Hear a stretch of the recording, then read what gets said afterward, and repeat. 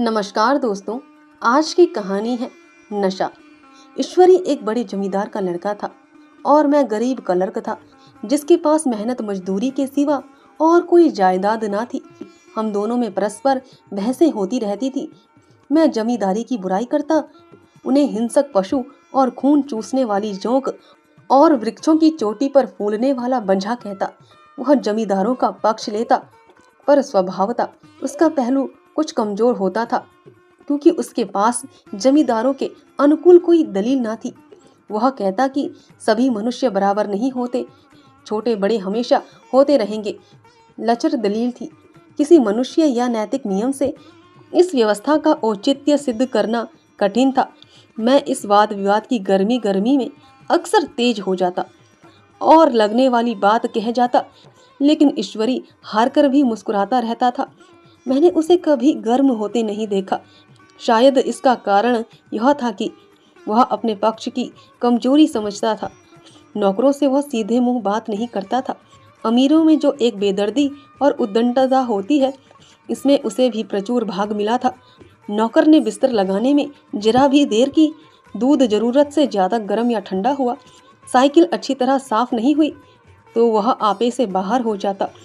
सुस्ती या बदतमीजी उसे जरा भी बर्दाश्त ना थी। पर दोस्तों से और विशेषकर मुझसे उसका व्यवहार सौहार्द और नम्रता से भरा हुआ होता था। शायद उसकी जगह मैं होता तो मुझसे भी वही कठोरताएं पैदा हो जाती जो उसमें थी, क्योंकि मेरा लोक प्रेम सिद्धांतों पर नहीं, निजी दशाओं पर टिका हुआ था। लेकिन वह मेरी जगह होकर भी शायद अमीर ही रहता, क्योंकि वह प्रकृति से ही विलासी और ऐश्वर्य प्रिय था। अब की दशहरे की छुट्टियों में मैंने निश्चय किया कि घर ना जाऊंगा। मेरे पास किराए के लिए रुपये ना थे और ना घर वालों को तकलीफ देना चाहता था। मैं जानता हूँ वे मुझे जो कुछ देते हैं वह उनकी हैसियत से बहुत ज़्यादा है। उसके साथ ही परीक्षा का ख्याल था। अभी बहुत कुछ पढ़ना है। बोर्डिंग हाउस में भूत की तरह अकेले पड़े रहने को भी जी न चाहता था। लेकिन जब ईश्वरी ने मुझे अपने घर का नेवता दिया तो मैं बिना आग्रह के राजी हो गया। ईश्वरी के साथ परीक्षा की तैयारी खूब हो जाएगी। वह अमीर होकर भी मेहनती और जहीन है, उसने उसके साथ ही कहा। लेकिन भाई एक बात का ख्याल रखना, वहाँ अगर जमींदारों की निंदा की तो मुआमिला बिगड़ जाएगा और मेरे घर वालों को बुरा लगेगा। वह लोग तो असामियों पर इसी दावे से शासन करते हैं कि ईश्वर ने असामियों को उनकी सेवा के लिए ही पैदा किया है। असामी में कोई मौलिक भेद नहीं है तो जमींदारों का कहीं पता न लगे। मैंने कहा, तो क्या तुम समझते हो कि मैं वहाँ जाकर कुछ और हो जाऊँगा? हाँ, मैं तो यही समझता हूँ। तुम गलत समझते हो। ईश्वरी ने इसका कोई जवाब ना दिया। कदाचित उसने इस मुआवले को मेरे विवेक पर छोड़ दिया और बहुत अच्छा किया। अगर वह अपनी बात पर अड़ता तो मैं भी जिद पकड़ लेता। सेकंड क्लास तो क्या, मैंने कभी इंटर क्लास में भी सफ़र ना किया था। अब की सेकंड क्लास में सफ़र का सौभाग्य प्राइज हुआ। गाड़ी तो 9 बजे रात को आती थी, पर यात्रा के हर्ष में हम शाम को स्टेशन जा पहुँचे। कुछ देर इधर उधर सैर करने के बाद रिफ्रेशमेंट रूम में जाकर हम लोगों ने भोजन किया। मेरी वेशभूषा और रंग ढंग से पारखी खानसामों को यह पहचानने में देर न लगी कि मालिक कौन है और पिछलगू कौन। लेकिन न जाने क्यों मुझे उनकी गुस्ताखी बुरी लग रही थी। पैसे ईश्वरी के जेब से गए। शायद मेरे पिता को जो वेतन मिलता है उससे ज़्यादा इन खानसामों को इनाम इकराम मिल जाता है। एक अठन्नी तो चलते समय ईश्वरी ने दी। फिर भी मैं उन सबों से उसी तत्पर और विनय की उपेक्षा करता था जिससे वे ईश्वरी की सेवा कर रहे थे। क्यों ईश्वरी के हुक्म पर सबके सब दौड़ते हैं, लेकिन मैं कोई चीज़ मांगता हूँ तो उतना उत्साह नहीं दिखाते। मुझे भोजन में कुछ स्वाद न मिला। यह भेद मेरे ध्यान को संपूर्ण रूप से अपनी ओर खींचे हुए था। गाड़ी आई, हम दोनों सवार हुए। खानसामों ने ईश्वरी को सलाम किया, मेरी ओर देखा भी नहीं। ईश्वरी ने कहा, कितने तमीज़दार हैं ये सब। एक हमारे नौकर हैं कि कोई काम करने का ढंग नहीं।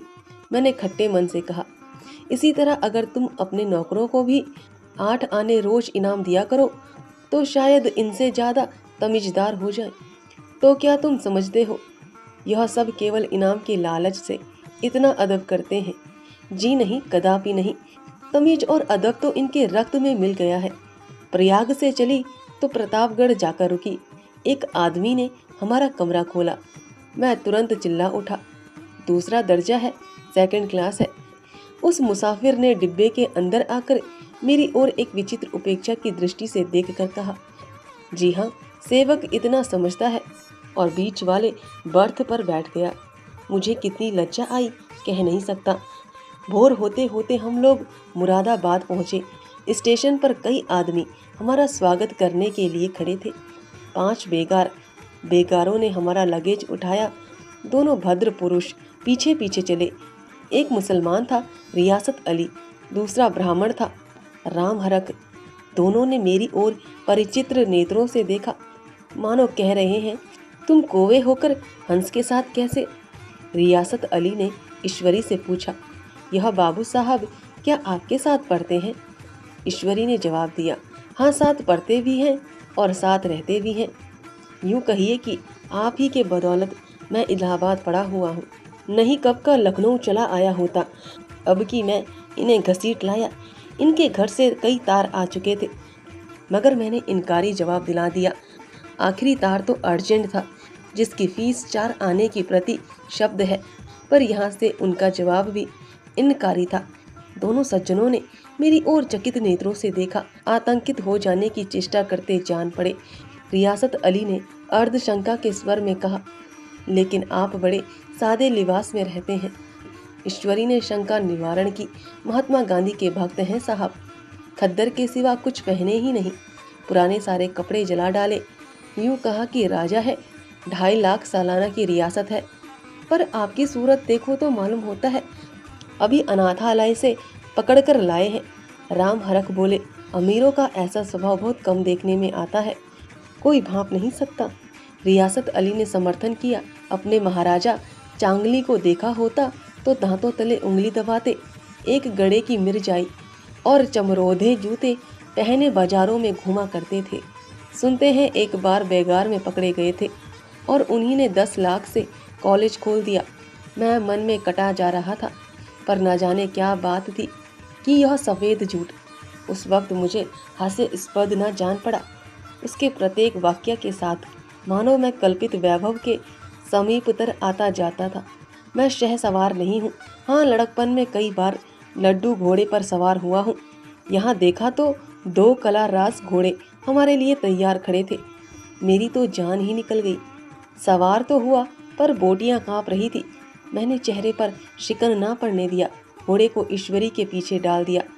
खैरियत यह हुई कि ईश्वरी ने घोड़े को तेज ना किया, वरना शायद मैं हाथ पांव तुड़वा कर लौटता। संभव है ईश्वरी ने समझ लिया हो कि यह कितने पानी में है। ईश्वरी का घर क्या था, किला था। इमाम बाड़े का सा फाटक, द्वार पर पहरेदार टहलता हुआ, नौकरों का कोई हिसाब नहीं, एक हाथी बंधा हुआ। ईश्वरी ने अपने पिता, चाचा ताऊ आदि सबसे मेरा परिचय कराया और उसी अतिशयोक्ति के साथ ऐसी हवा बांधी कि कुछ ना पूछिए। नौकर चाकर ही नहीं, घर के लोग भी मेरा सम्मान करने लगे। देहात के जमींदार लाखों का मुनाफा, मगर पुलिस कांस्टेबल को अफसर समझने वाले कई महाशय तो मुझे हुजूर हुजूर कहने लगे। जब जरा एकांत हुआ तो मैंने ईश्वरी से कहा, तुम बड़े शैतान हो यार, मेरी मिट्टी क्यों पलीद कर रहे हो? ईश्वरी ने दृढ़ मुस्कान के साथ कहा, इन गधों के सामने यही चाल जरूरी है, वरना सीधे मुंह बोलते भी नहीं। जरा देर के बाद नाई हमारे पांव दबाने आया। कुंवर लोग स्टेशन से आए, थक गए होंगे। ईश्वरी ने मेरी ओर इशारा करके कहा, पहले कुंवर साहब के पांव दबा। मैं चरपाई पर लेटा हुआ था। मेरे जीवन में ऐसा शायद ही कभी हुआ हो कि किसी ने मेरे पांव दबाए हो।